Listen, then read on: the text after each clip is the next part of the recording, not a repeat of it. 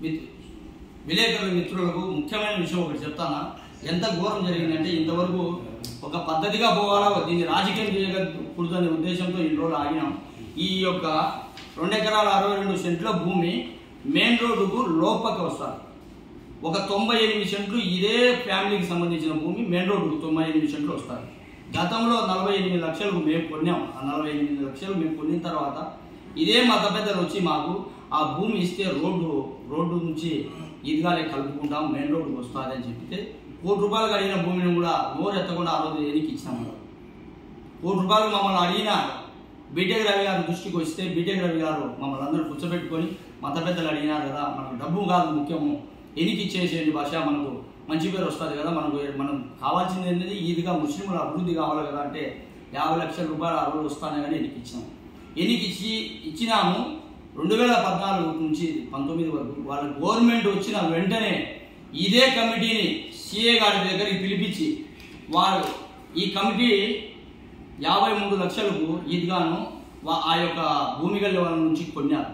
కొని రిటర్న్ వాళ్ళకు ఈద్గాలో కలుపుకునే దాన్ని చేస్తే వాళ్ళు 14 లక్షలు 15 లక్షలు చందాలు రాబట్టినారు. మా వాళ్ళు కొంతమంది చందాలు రాబట్టే ఆ యొక్క భూమి ఇది ప్రభుత్వ భూమి, మీరు ఎవరు కట్టాల్సిన పని లేదు, డబ్బులు మేము చేస్తాము, ఎవరు కమిటీ చేయొద్దని చెప్పి ఇవే మసీదులలో ఇప్పుడు ఎవరైతే ప్రెస్ మీట్ ఇచ్చినారో వాళ్ళు మాట్లాడడం లేదో, వాళ్ళు పవిత్రంగా మేము నమ్మే ఖురాన్ మీద ప్రమాణం మేము చేస్తాము, చేయదనైతే వాళ్ళ చిత్తశుద్ధి ముస్లింల మీద ప్రేమ ఉంటే వచ్చి చేయమని లెక్క డబ్బులు రాబట్టకుండా చేసి లాస్ట్కు ఆ యొక్క భూమి టైం కూడా అయిపోయి మళ్ళా ఆ యొక్క యజమాని హక్కుదారునిగా తీసుకునేంత వరకు తెచ్చి పెట్టినారా లేదో వాళ్ళు ఒకసారి చెప్పాలి. అదే ఆ రోజు కానీ ఆ కమిటీని సిఏ గారు దగ్గరికి ఈ కమిటీ లేకుండా చేశారు. ఈరోజు కోట్లగా విలువ చేసే ఆస్తి టైం దాటిపోయి వాళ్ళకు స్థలం కూడా డబ్బు కట్టలేని పరిస్థితికి తెచ్చేసి ఈరోజు భూమి లేదండి. ఆ భూమికి ఎవరైతే ఆపోతే ఆపినారో వీళ్ళు జవాబు చెప్పగలుగుతారా? భూమి కూడా లేకుండా పోయింది. 2 ఎకరాల 62 సెంట్లు మాత్రమే ఈరోజు భూమి నిలబడింది. ఈ యొక్క 98 సెంట్లు ₹1 కోటి అవుతుంది ఇప్పట్లో చేయాలంటే.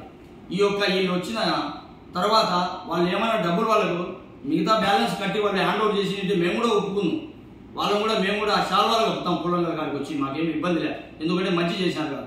నిలబెట్టిన తప్పుకు ఇది పోయింది.